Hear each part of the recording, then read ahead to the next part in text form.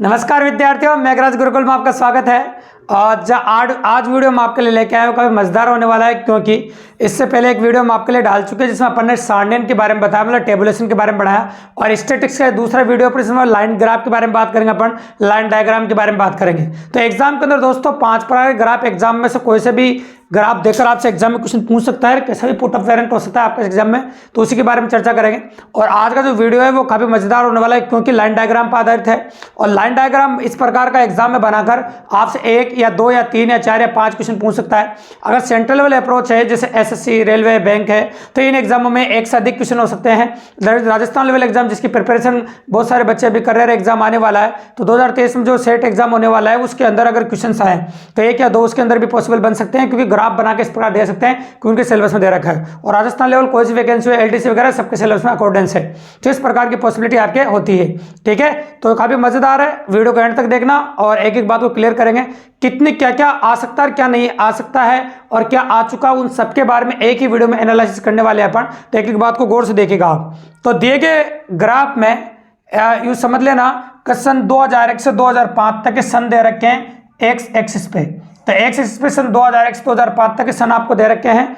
और Y axis की अगर हम बात करें तो कोयले का उत्पादन दे रखा है लाख टन में। तो वाई एक्सिस पे दे रखा है वो कोयले का उत्पादन लाख टन में दे रखा है। इस ग्राफ में आपको क्लियरली नजर आ रहा होगा कि 2001 में 10 लाख टन कोयले का उत्पादन हुआ, 2002 में 40 लाख टन का कोयले का उत्पादन हुआ, 2003 में 80 लाख टन कोयले का उत्पादन हुआ, और यूं कैसे 2004 में 50 लाख टन कोयले का उत्पादन हुआ, और 2005 में 20 लाख टन कोयले का उत्पादन हुआ। इस प्रकार से ग्राफ में आपको दर्शाया गया है। इस ग्राफ को गौर से देखने के बाद जितने भी क्वेश्चन बनते हैं, औसत से बने, चाहे परसेंटेज से बने, चाहे कमी वर्दी से बने, चाहे भाग से बने, उन सभी क्वेश्चनों के बारे में डिटेल में बात करने वाले हैं। तो चलो शुरू करते हैं। पहला क्वेश्चन, तो लैंग्वेज क्वेश्चनों की इंपॉर्टेंट है, इसलिए क्वेश्चनों की लैंग्वेज पर ध्यान देना आप, क्वेश्चनों में क्या क्या कहा जा रहा है, किस प्रकार से कहा जा रहा है। तो देखिए आप, तो मैं यूं कहूं आपके सामने सन 2001 से 2005 तक कोयले का औसतन उत्पादन ज्ञात कीजिए। तो पहला क्वेश्चन अपना ये बनता है, सन 2001 से 2005 तक कोयले का औसतन उत्पादन ज्ञात कीजिए। और जब भी कभी आपको औसत निकालना हो तो औसत कैसे निकालते हैं? राशियों का योगफल बटा राशियों की संख्या। राशियों का योगफल बटा राशियों की संख्या। तो राशियों का योगफल कैसे हो जाएगा आपका? 50 और 20 कितना होगा? 70, और 70 और 40 कितना हो जाएगा आपका? 110, और ये कितना हो जाएगा? 120, और 80 कितना होगा? 200। तो राशियों का योगफल हो गया आपका 200, और सन कितने आपके? 5।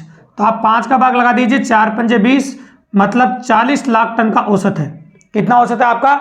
40 लाख टन का औसत है। सन 2001 से 2005 तक जो कोयले का उत्पादन है उसमें 40 लाख टन का औसत है। बिल्कुल सिंपल क्वेश्चन था और काफी इजीली अप्रोच किया अपन ने। अब आते हैं अपन क्वेश्चन नंबर 2 पे। क्वेश्चन नंबर 2 अपना क्या कहता है उसके बारे में बात करते हैं। प्रतिशत से क्वेश्चन नंबर 2 मैं बोल रहा हूं, ऐसा कौन सा सन है जिसमें कोयले का उत्पादन सर्वाधिक हुआ है और कुल उत्पादन का कितना प्रतिशत हुआ है? एक साथ 2 क्वेश्चन है। ऐसा कौन सा सन है जिसमें कोयले का उत्पादन सर्वाधिक हुआ है और कुल उत्पादन का कितना प्रतिशत हुआ है? तो आप जानते हैं 2003 में कोयले का उत्पादन सर्वाधिक हुआ है, और 2003 में जब कोयले का उत्पादन सर्वाधिक हुआ है तो 2003 तो सन हो गया आपका, और कितना हुआ? 80। 80 कितने में हुआ? कुल का भाग लगता है हमेशा, तो 200 में हुआ। कुल कितना आपका? 200। और किसी भी संख्या को परसेंटेज में बदलने किससे गुणा करते हैं? 100 से। ठीक है, आप कैलकुलेट कर देंगे, आंसर आ जाएगा आपका, बिल्कुल सिंपल ही। तो चलो आप 2 0 से 2 0 काट देंगे ऐसे, और 2 से काट दो 40 बार, तो ये हो जाएगा आपका 40%। मतलब 2003 में हुआ 40%, सबसे अधिक कोयले का उत्पादन। ठीक है, जो कि 80 है और वो 40% हुआ है। ठीक है, इस प्रकार से हो गया क्वेश्चन नंबर 2 आपका प्रतिशत का। आगे सुनो अगला प्रतिशत क्वेश्चन। सन 2001 में कोयले का उत्पादन, सन 2004 में कोयले का उत्पादन का कितना प्रतिशत है? तो भैया जिसको पहले बोला जाता है उसको हमेशा ऊपर लिखते हैं, और जिसको बाद में बोला जाता है उसको हमेशा नीचे लिखते हैं। तो 2001 को पहले बोला गया है, अतः अपन ने 2001 को पहले लिखा है, और 2004 को बाद में बोला है, अतः अपन ने 2004 को बाद में लिखा है। और किसी भी संख्या को प्रतिशत में बदलने के लिए 100 से गुणा करते हैं, ये गुणा कर दिया अपन ने। तो क्वेश्चन की लैंग्वेज एक बार रिपीट कर रहे हैं। सन 2001 में कोयले का उत्पादन, सन 2004 में कोयले के उत्पादन का कितना प्रतिशत है? तो 2001 में कितना दे रखा है नोटिस कीजिए आप। तो 2001 में दे रखा है आपको 10, और 2004 में दे रखा है आपको 50, और गुणा कितना हो गया आपका? 100। 50 से 100 कट गया आपका 2 बार, यानी कि 20% है। कितना परसेंट है बताओ? 20% है, जो कि आपका आंसर आ चुका है। इस क्वेश्चन को हम रेफरेंस ऑर्डर बोलते हैं, किसी के रेफरेंस में अपन ने लिया है आपके सामने, ठीक है। तो ये दोनों क्वेश्चन आपके प्रतिशत के थे। अब आते हैं अपन कमी वृद्धि के क्वेश्चनों पर। कमी वृद्धि के कैसे बनते हैं उसके बारे में बात करते हैं। जैसे मैं बोलूं सन 2002 में कोयले का उत्पादन, गौर से देखिएगा, सन 2002 में कोयले का उत्पादन उसके पिछले वर्ष के उत्पादन से कितने प्रतिशत अधिक हुआ?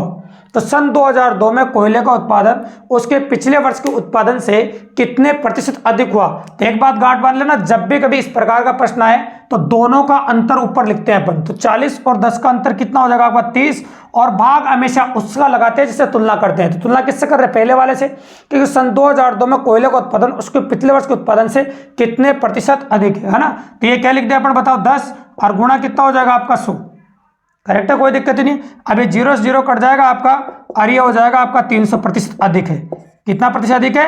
300% अधिक है। ये हो गया आपका क्वेश्चन कंप्लीट। तो ये कमी वृद्धि में अधिक वाला क्वेश्चन कर लिया अपन। अब कमी वृद्धि में कम वाला क्वेश्चन करेंगे, वो देखिए आप।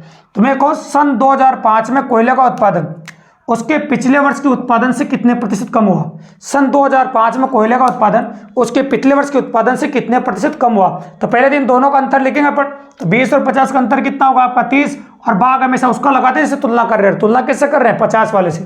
तो ये तुलना कर रहे हैं, 50 का भाग लगा दिया, और गुणा कितना हो गया आपका 100। 50 से कितनी बार कट गया? 2 बार। तो ये आ गया आपका 60% कम। कितना आ गया आपका? 60% कम है। तो मतलब सन 2005 में कोयले का उत्पादन सन 2004 की तुलना में, पिछले वर्ष की तुलना में 60% कम है। तो ये कमी वृद्धि के क्वेश्चन हो गए, दोनों प्रतिशत के हो गए, ये औसत का हो गया, ठीक है। अब इसके बाद आते हैं अपन भाग वाले क्वेश्चनों पर। तो भाग वाले क्वेश्चन कैसे होते हैं उनके बारे में बात करें। सन 2005 में कोयले का उत्पादन उसके कुल उत्पादन का कौन सा भाग है? सन 2005 में कोयले का उत्पादन उसके कुल उत्पादन का कौन सा भाग है? तो देखिए सन 2005 में कोयले का उत्पादन कितना है? 20, और उसका कुल उत्पादन कितना हो रहा है? नोटिस कीजिए आप। तो उसका जो कुल उत्पादन की बात करें 200 हो रहा है, तो ये 200 का भाग लगा दिया। ये 20 से 10 बार कट गया, मतलब 1/10वां भाग है। कौन सा भाग है? 1/10वां भाग है, आप कह सकते हैं। तो 1/10वां भाग आपका आंसर आ जाएगा। इस प्रकार से अपन ने कर दिया आपके सामने। तो भाग इस प्रकार से अपन निकाल सकते हैं आपके सामने, ठीक है। अब अनुपात की बात करें तो अनुपात के क्वेश्चन बिल्कुल सिंपल होते हैं। सन 2003 में कोयले का उत्पादन और सन 2005 में कोयले के उत्पादन में अनुपात बताइए। तो सन 2003 में कोयले का उत्पादन कितना है आपका? 80, और सन 2005 में कोयले का उत्पादन कितना आपका? 20, और दोनों में अनुपात दिखाओगे तो आप कितना आ जाएगा? 20 से काट दो 4 बार, और 20 से काट दो कितनी बार? 1 बार। तो ये आ गया आपका 4:1। तो 4:1 का अनुपात है। किस अनुपात में बताओ? 4:1 का अनुपात है, जो कि अनुपात अपन ने निकाल दिया आपके सामने, जनरेट भी कर दिया। इस प्रकार से हो जाएगा आपका। तो ये अनुपात का क्वेश्चन हो गया आपका, ठीक है। तो इस प्रकार से क्वेश्चन बन गया आपका अनुपात का भी, और ये क्वेश्चन आपका भाग का बन गया।